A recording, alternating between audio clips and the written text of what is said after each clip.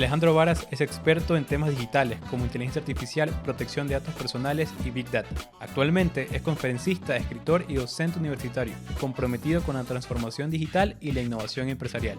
Mira, voy a hablar de películas. Yo creo que estamos más cerca de Wall-E que de Terminator, ¿ya? Y lamentablemente nos los estamos buscando.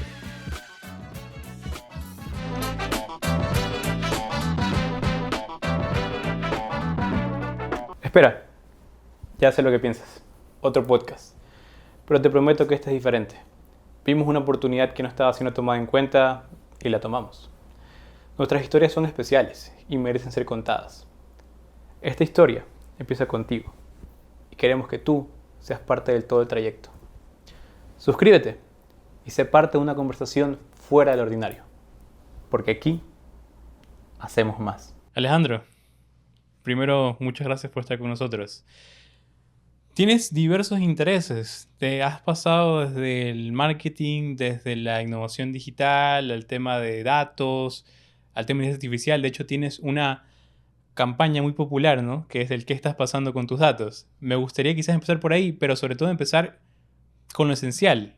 Cuando hablamos de datos, ¿a qué nos referimos con datos y por qué son importantes? Hola Jorge, gracias por la invitación. La verdad es que es importante entender por qué cuidar nuestra información personal es crítico para las personas, porque en este momento tú ya no eres solamente un ser humano de carne y hueso, sino que tú también has dejado una huella en el mundo digital, ¿no? Inclusive ya se habla justamente de, así como se habla de la huella de carbono, ya también se habla de una huella digital que no es lo mismo que la huella dactilar. Esto quiere decir que cualquier acción que tú hagas en Internet deja un rastro o para usar algún producto o servicio digital, tienes que entregar tu información como parte de pago. Entonces tenemos que asegurarnos que esa información sea bien utilizada y ahora con, digamos, la popularidad de la inteligencia artificial actual, porque siempre ha existido desde hace algún tiempo atrás, solo que ahora es más popular y más visible, tenemos que entender cómo esto genera un impacto en la vida de las personas y cómo nuestra información personal debe ser utilizada de una manera limitada y también bajo nuestro control, no el control de quien quiera obtenerla. O sea, se puede decir que hoy en día, actualmente, cada vez que uno entra a Internet, eh, digamos que Internet es bastante accesible casi a la mayor parte de las personas, Sí. pero uno deja como precio quizás esa huella o esos rastros, parte de sus Sí. intereses, parte de sus gustos, lo deja ahí dentro de la web. Claro, hay un dicho muy popular justamente en las diferentes ramas de la tecnología donde se utilizan datos personales, que es cuando un producto o un servicio digital es gratuito, el precio es el usuario. Entonces tú tienes que entender que cuando tú entras a una red social y creas un usuario y una contraseña, la plataforma automáticamente te perfila y te agrega un conjunto de una segmentación donde tú también eres parte, en la cual por eso es que te aparece publicidad de tu interés o inclusive de cuando tú dices algo o visitas un lugar y te aparece la publicidad del lugar donde visitaste, inclusive de la competencia. Entonces hay que tener eso claro, ¿no? Porque la idea no es venir a decir escóndense bajo una piedra y nunca más vuelvan a salir a conectarse a Internet, sino más bien decir, ok, si voy a andar por Internet tengo que saber para qué o por qué. Creo que incluso en el ámbito de Ecuador tenemos una ley de protección de datos personales en pie. Más allá de hablar de la ley en general, quisiera poner un ejemplo un poco más práctico para que la gente también se familiarice con la situación. Justamente hablabas del tema de no hay que enseñarle a la gente Ujú. y siento que quizás en Ecuador eso es algo que hace mucha falta. ¿Cómo podríamos empezar a incentivar esa enseñanza para las personas? No solamente en el cuidado de sus datos personales, sino ya, y para poder irnos a otro tema, también cómo podemos enseñarles también a que se desenvuelvan mejor en el ámbito digital.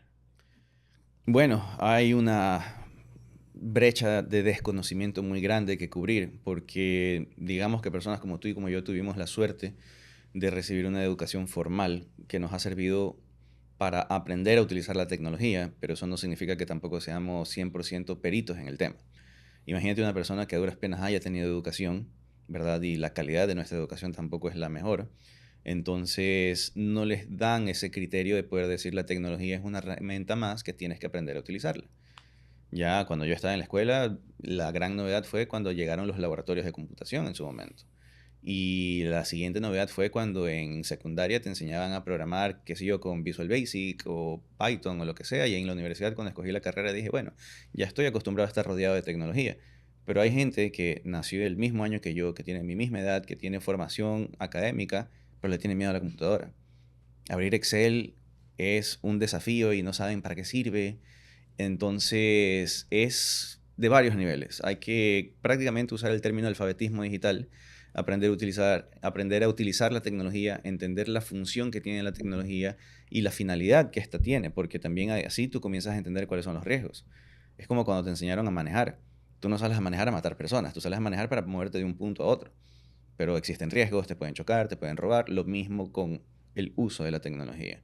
Y si te das cuenta, pues ya llegamos a un momento en el que tenemos que entender, y algo que a mí me gusta decir es, hay que aprender a utilizar bien la tecnología porque al final del día, una computadora, un teléfono móvil, una tablet, cualquier herramienta de inteligencia artificial, el mismo Excel, son herramientas. Entonces, si las aprendes a utilizar, es igual de útil que aprender a planchar, barrer, trapear y martillar. Son herramientas, solamente que la gente decidió endiosarlas y darles un valor superior al ser humano y por eso es que la gente le tiene miedo. Pero la inteligencia artificial hace lo que yo le pida. Todavía no están preparados para gobernar el mundo, entonces ellos van a tener que hacer lo que yo le pida. Entonces, ese es algo que tenemos que enseñar a las personas, porque todo el mundo dice, wow, qué increíble, ¿sabes de inteligencia artificial? Le digo, sí, pero no sé barrer tan bien. Entonces ahí te comienzo a decir cuáles son los niveles de conocimiento en herramientas.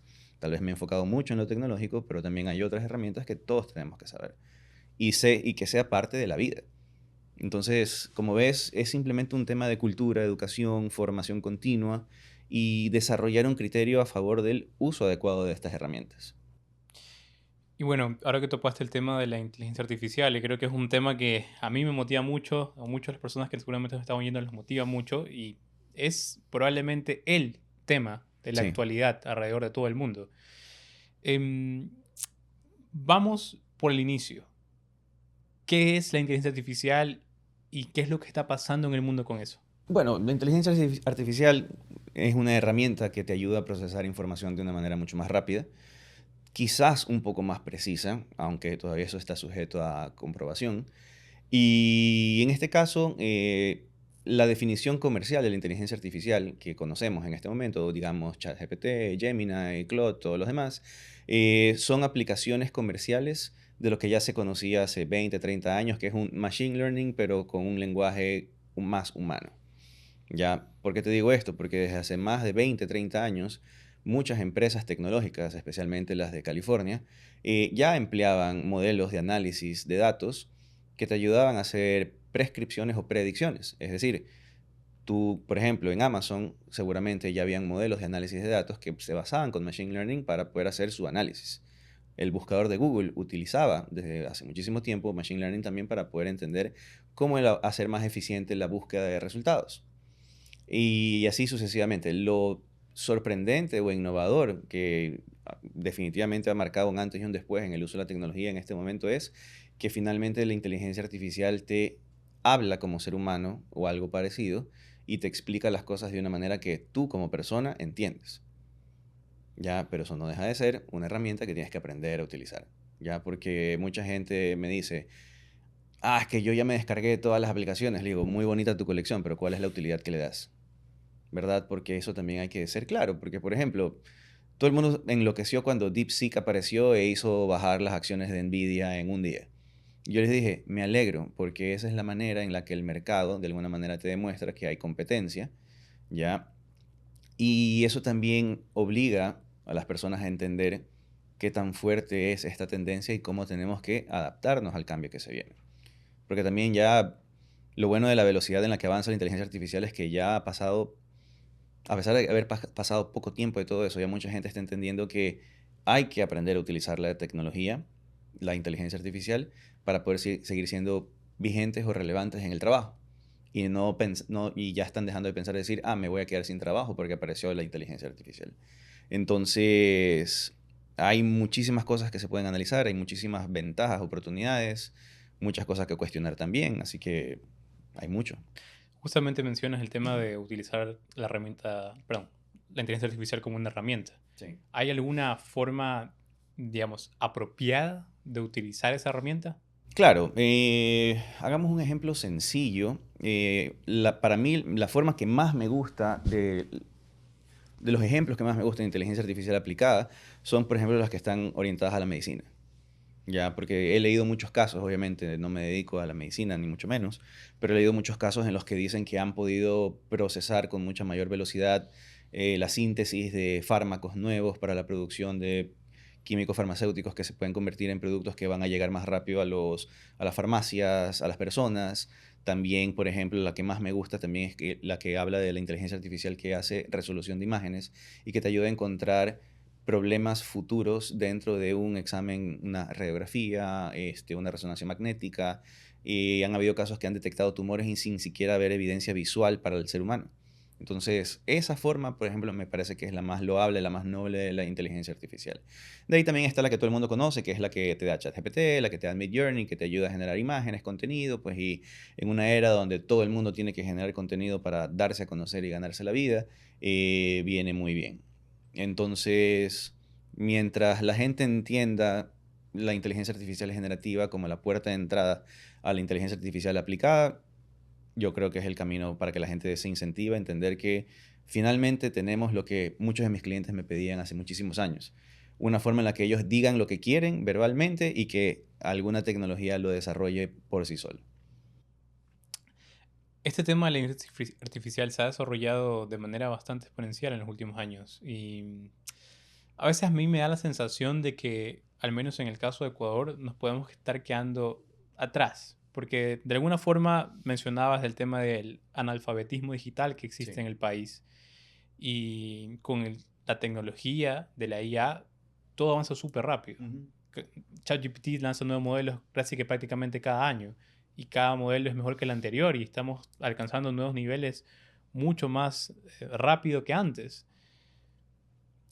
¿Te sorprende ese nivel de rapidez con el que está avanzando todo? Y también, ¿qué piensas que estamos nosotros, como en este caso, en el caso ecuatoriano, cómo nos estamos quedando con ese tema de la inteligencia artificial? Mira, no me sorprende, más les vale que lo hagan. Yo creo que, aunque no lo creas, cuando se anunció formalmente el lanzamiento de DeepSeek y todo ese caos en la Bolsa de Valores de Estados Unidos ocurrió, obligó a los desarrolladores de inteligencia artificial en Estados Unidos a bajarle el costo de sus soluciones para ser competitivos con una herramienta china de muy bajo costo. Obviamente, pues con sus bemoles, porque en ese caso, pues yo sí soy de los que sí creo, sospecha esas teorías de conspiración respecto a la privacidad, el manejo de la privacidad en China. Sin embargo, creo que la visión open source de poder disponer al mundo una herramienta de libre acceso ayuda al desarrollo del conocimiento. Creo que en Ecuador tenemos problemas más serios que estar preocupados de la adopción de la inteligencia artificial en este momento. Sin embargo, creo que los profesionales de la tecnología que en este momento ya están comenzando a adoptar esta tecnología como parte de su oficio, espero que estén desarrollando cosas bastante favorables. Te puedo contar que hay proveedores locales, desarrolladores ecuatorianos que ya emplean desde hace mucho tiempo estos modelos de análisis de datos y modelos de lenguaje que nos permiten poder automatizar procesos. Nuevamente, el problema no es que los profesionales locales especializados lo usen, sino que más bien el mercado, la sociedad ecuatoriana como tal, entienda que eso existe, para qué sirve y cómo ellos lo pueden utilizar en su vida diaria. Ya, ese para mí es el verdadero problema, porque una cosa es que lo dejamos aquí en un estudio, en un lugar bastante cómodo, pero lleguemos a un pueblo del interior del Ecuador y expliquemos que la inteligencia artificial les puede ayudar en su día a día. Y lo primero que nos digan es, ¿qué es eso? No sé para qué me sirva porque no tengo trabajo, o peor aún, no sé leer ni escribir. Definitivamente en Ecuador hay problemas mucho más urgentes en ese caso. Sin embargo, de alguna forma, como mencionas, hay que tratar de que ese tipo de productos, de técnicas, de herramientas, poco a poco les vaya llegando a la sociedad en general, a los ciudadanos. ¿Cómo tú ves de óptimo, o quizás no, por ejemplo, utilizar esa herramienta cualquier herramienta de inteligencia artificial para poder llevar a cabo desde tareas de la escuela hasta quizás alguna tarea específica dentro de tu lugar de profesión? Claro, ya sucede, pero no sucede de la manera adecuada. Ya sí he podido conversar con docentes de colegio secundario y me dicen que sí, ellos ya se dan cuenta que sus alumnos hacen sus tareas con ChatGPT, por ejemplo, o con Perplexity, que es uno muy utilizado en el mundo académico. Y lo que sucede ahí es prácticamente tú te das cuenta de la vagancia de los estudiantes. Porque prácticamente en lugar de, qué sé yo, digamos que el ejemplo es, el profesor les mandó a hacer un ensayo sobre el Quijote de la Mancha. Lo que hacen los estudiantes en este momento es, hazme un ensayo sobre el Quijote de la Mancha. Lo correcto debería ser, necesito realizar un análisis de la obra El Quijote de la Mancha, escrita por Miguel de Cervantes, en la que necesito entender cuál fue la razón por la que el personaje hizo todo lo que hizo y cómo esto impactó en su desarrollo hasta el final de la historia. Si te das cuenta, estoy haciendo lo mismo, pero en dos niveles distintos. Uno es operativo, reproductivo simplemente, ¿verdad? Y el otro es un poco más crítico y analítico. Y que el desarrollo de ese texto que te genere un ChatGPT o un Perplexity te ayude a ti para poder leer ese gran resumen y tú tener una conclusión particular. O sea, a lo que quiero llegar es, la inteligencia artificial en el mundo educativo, por ejemplo, bien utilizada, debería ayudarte a acompañar al desarrollo y el aprendizaje de los estudiantes. Un tutor en línea que te acompañe hasta que se te acaben los créditos en los prompts. Ya esa debería ser la idea. Prácticamente es un Tamagotchi que te educa, es un Siri que te está educando o que te da acompañamiento y te dice, vas muy bien, eso está mal, porque la gente se ha vuelto muy reproductiva. Hay gente que prácticamente ha decidido dejar de pensar y solamente se está enfocando en decirle a la inteligencia artificial qué responder por ellos. Cuando la aplicación real, y te pongo un ejemplo personal, yo espero que en los próximos 5 años yo me pueda reemplazar a mí mismo con inteligencia artificial. Yo tener un chatbot de mí, que la gente me escriba, piense que soy yo, pero en realidad es un chatbot. Y cuando necesiten hablar conmigo, dependiendo de la necesidad, saber cuándo tengo que hablar. ¿Ya? ¿Por qué? Porque es una forma, digamos, positiva de ver. La gente dice, ay, la inteligencia artificial me va a quitar el trabajo. Le digo, ojalá lo haga, pero lo haga como yo quisiera. Entonces yo poder agarrar todo el conjunto de herramientas y poder crear mi propio chatbot con mi imagen, tener un avatar digital en el que cuando quieras tener una llamada conmigo, si es una cosa muy básica, simplemente lo refiero, lo delego, ¿verdad? Y cuando sean las cosas realmente importantes, porque también tengo que estar ocupado trabajando o tal vez pueda dedicarme a alguna afición o algún otro oficio que quisiera realizar, igual sigo generando dinero gracias a lo que sé, porque yo tengo que entrenar a la herramienta. Topaste el tema de que te gustaría que un chatbot sea Alejandro. Quizás en algún momento hagamos esta entrevista con tu chatbot directamente para ver cómo funciona, ¿no? Sería Sí, interesante. sí, la verdad es que sería divertido. En tal caso, yo creo que eso me da pie para entrar quizás en la parte más polémica de la inteligencia artificial, que justamente tiene que ver con el uso que le pueden dar para personificar a personas. El uso incluso se le está dando para elaborar fake news o para elaborar videos que se denominan deepfake. Ujú. Eh, ¿Qué podemos hacer? Primero, para no tener o tratar de alejarnos de esos peligros, porque obviamente es un mal uso de la tecnología per se. Claro. Y lo segundo sería es cómo podríamos nosotros tener al menos una idea de realmente eso es falso o no lo es. Mira, yo creo que el primer público objetivo con el que podemos ver cómo irlo resolviendo son nuestros padres y si tienes abuelos que tienen acceso a Internet, nuestros abuelos. ¿Por qué? Porque ellos vienen de una época donde lo escrito y lo gráfico era cierto, hasta que se compruebe lo contrario. ¿Ya? Entonces para ellos un mensaje de WhatsApp con una imagen del presidente, que en una calidad fotorrealista, 4K, en un entorno con un titular que diga algo que no está sucediendo, para ellos es real. ¿Ya? ¿Qué quiere decir eso? ¿Qué quiere decir eso? La reacción que ellos van a tener es real. Van a creer que eso existe. Hasta que vengamos nosotros a decir, no, papá, no, mamá, no, abuelito, eso no es cierto. ¿Y cómo sabes? Y ahí explicarle por qué. ¿Verdad? Una cosa por un lado es enseñarle a todo el mundo a no confiar en contenido en Internet de manera inmediata.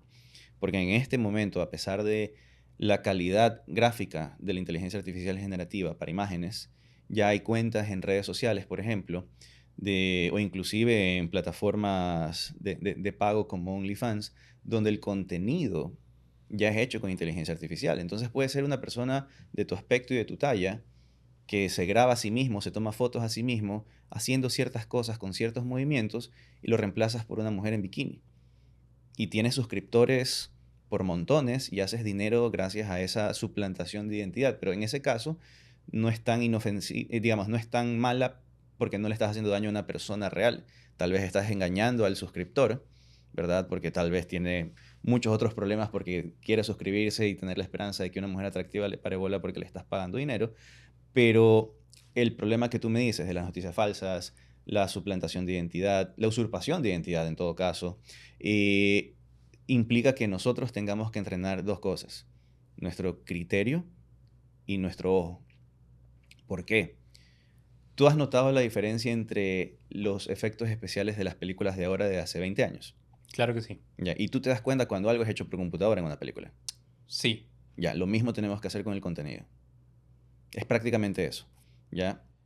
Pero a veces es muy complicado, porque sí he notado algunos videos que tienen bastante cercanía a lo que podría ser un movimiento natural y un aspecto natural de la persona. De hecho, ya hay plataformas de, por ejemplo, OpenAI ya tiene una plataforma que está cada vez más cercana al realismo.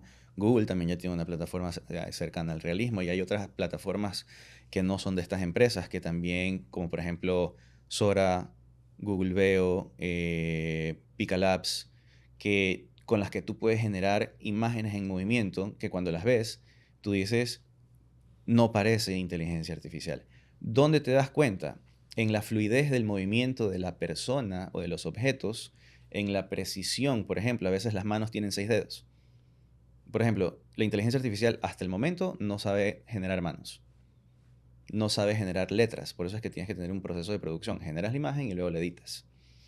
Entonces, por ejemplo, no sé si tengas, por ejemplo, Meta AI en tu teléfono, No lo tengo en mete. WhatsApp, tal vez el El, círculo. el círculo sí sale, ajá. Ya, yo te recomiendo que hagas un ejercicio. Escríbele a Meta AI barra Imagine y pon Pinky Swear.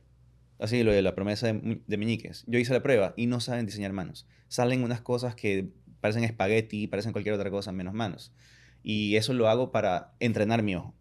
¿Ya? ¿Por qué? Porque así como en una película tú dices, ese dinosaurio no es real, porque está al lado de una persona, lo mismo tiene que pasar con el contenido falso. ¿Por qué? Porque la fluidez, nuevamente, de los movimientos, por el momento es la señal. Así como cuando tú te tomas una foto, te grabas con un filtro de Instagram. Muchos de ellos ya tienen inteligencia artificial. Entonces tú tienes que darte cuenta que cuando haces un movimiento muy rápido, el filtro no tiene la capacidad de seguirte de manera de la misma rapidez. Lo mismo pasa con la IA.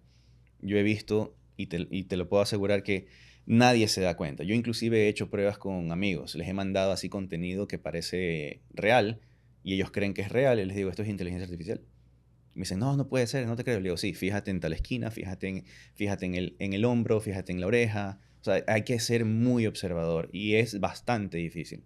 Es bastante difícil, tienes que tener un ojo muy crítico y a eso le sumamos el problema del analfabetismo digital Así que tiene es. Ecuador, es algo bastante grave. Sí.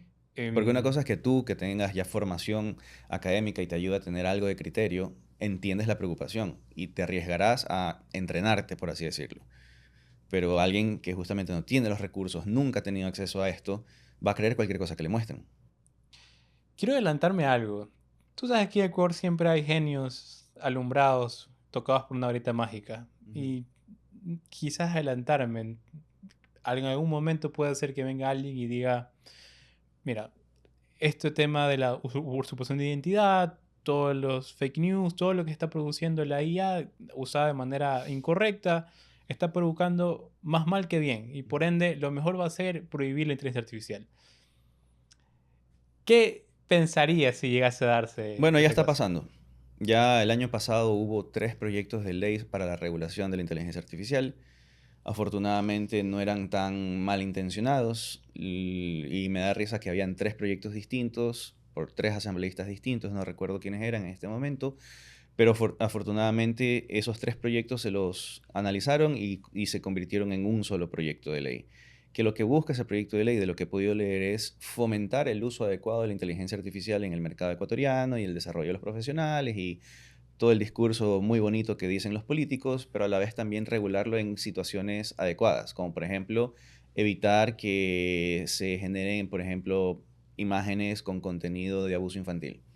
Ya, suena muy bien visto desde afuera. Yo tuve la oportunidad de leer los tres primeros, no he tenido la oportunidad ni de ser invitado a comparecer ni de analizar el proyecto actual. Aparte habría que esperar quién se encargará de eso con la nueva asamblea.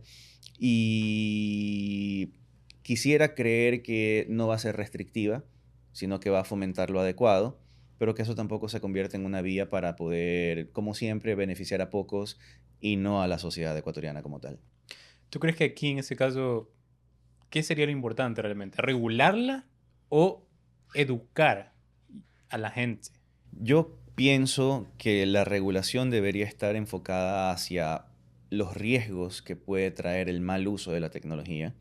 Así como la ley de protección de datos lo que busca es fomentar el respeto a la privacidad de las personas, pero también a exigir normas de seguridad tecnológica para el uso de estos datos personales en formato digital, pensaría que en inteligencia artificial debería ser lo mismo. Si vas a utilizarla, voy a fomentar que las pequeñas y medianas empresas utilicen inteligencia artificial para su crecimiento. Me parecería fantástico, pero nuestra realidad no es tan prometedora en ese sentido, ¿no? Creo que las pequeñas y medianas empresas no estarán en capacidad de hacerlo hasta que no resuelvan sus problemas inmediatos, como la liquidez, como tener empleo, como tener clientes, ¿verdad? Y pensar que la academia o el sector tecnológico necesite este fomento, tiene que tener una razón de ser. Entonces, yo diría, si yo pudiese participar en ese proyecto, yo diría, ok, fomentemos el uso de la inteligencia artificial, pero seamos realistas. Utilicemos la inteligencia artificial para resolver problemas reales del país, para fomentar que las industrias optimicen sus procesos a través de la tecnología. Pero te digo algo, no todas las industrias la van a poder adoptar como dice el texto o como dice el sueño en todo caso. Porque la gente, nuevamente, se enamora mucho de una tecnología y creen que porque mencionan el tema ya están haciendo un cambio. Ya es como que quieren comoditizar la tecnología y no debería ser así. No debería ser un símbolo de estatus, debería ser una herramienta que ayude a crecer a nuestro país. Y justamente tocabas el tema del empleo, ¿no? Y cómo hay problemas urgentes en ese ámbito, tanto para los ciudadanos como para también las pequeñas y medianas empresas. Sin embargo, y esto es un tema recurrente en general en el mundo, hay un miedo por el tema de inteligencia artificial y cómo esa inteligencia artificial podría reemplazarte a ti. Un poco lo hemos tocado en otra conversación, sin embargo, me gustaría preguntarte de manera más extensa, ¿cómo tú crees que ese miedo realmente es válido? ¿Crees que la IA está aquí para reemplazarnos a nosotros? Mira, voy a hablar de películas. Yo creo que estamos más cerca de Wall-E que de Terminator, Ok. ¿ya? Y lamentablemente nos los estamos buscando. ¿Ya? ¿Por qué? Porque hemos creído que la inteligencia artificial en este momento nos va a resolver todos los problemas y lo que está haciendo es haciéndonos más vagos, ¿ya? Y yo te digo algo, y te lo digo después de muchos años de ejercicio profesional, los, los ecuatorianos tienen que entender que no importa qué profesión tengas, ser profesional en este país no sirve.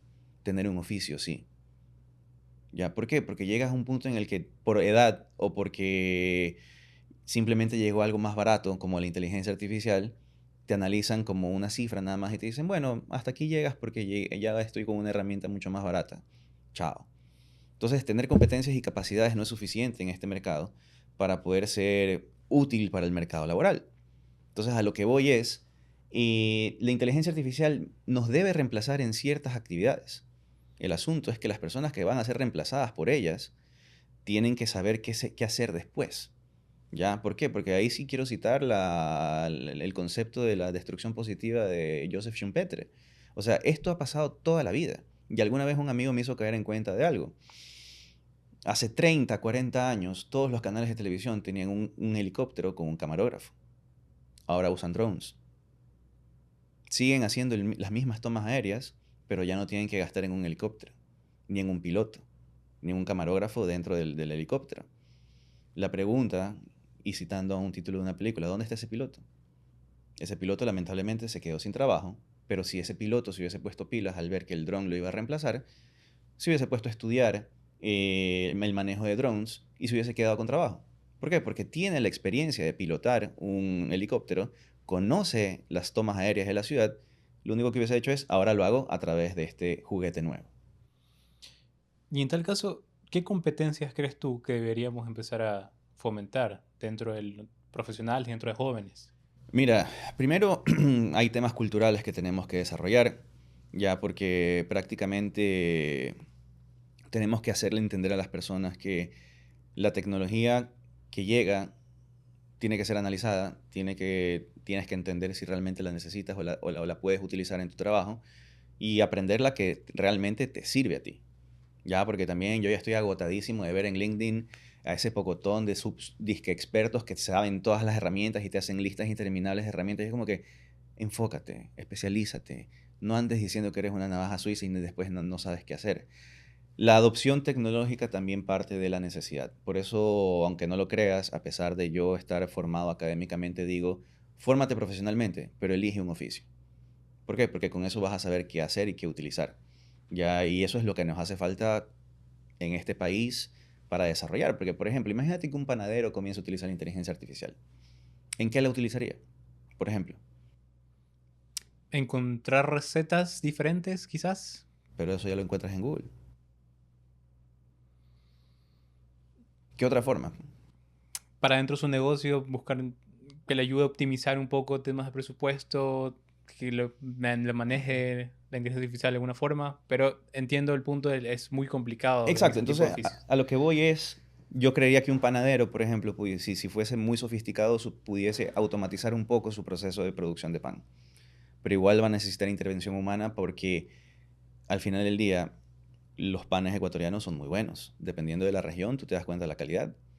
Y ahí es donde tú te das cuenta que eso no lo puede, digamos, el buen gusto o el buen sabor no lo va a poder interpretar una inteligencia artificial.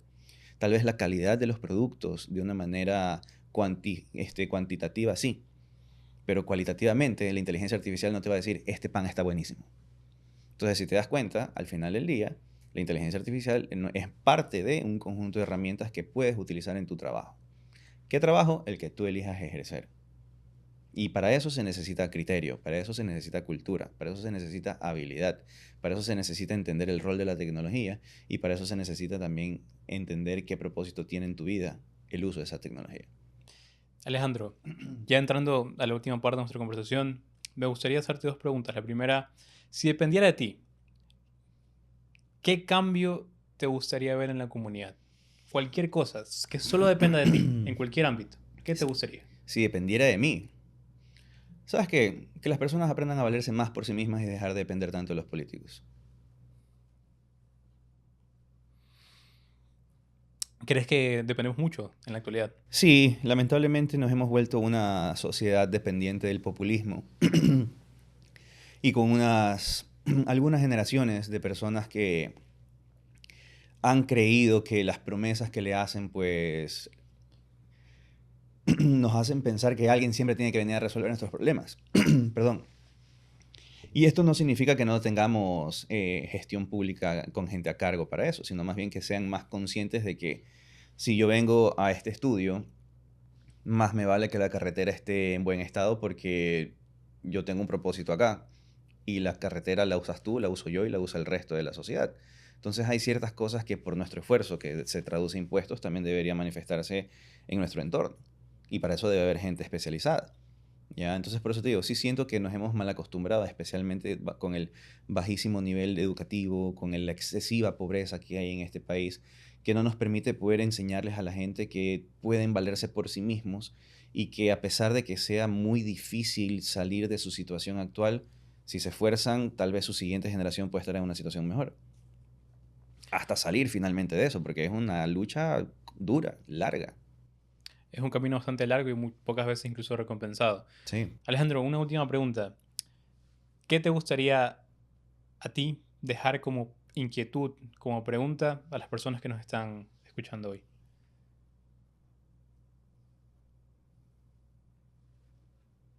Si están realmente conscientes de la huella que han dejado en Internet y que pueden haber consecuencias por no tener ese cuidado.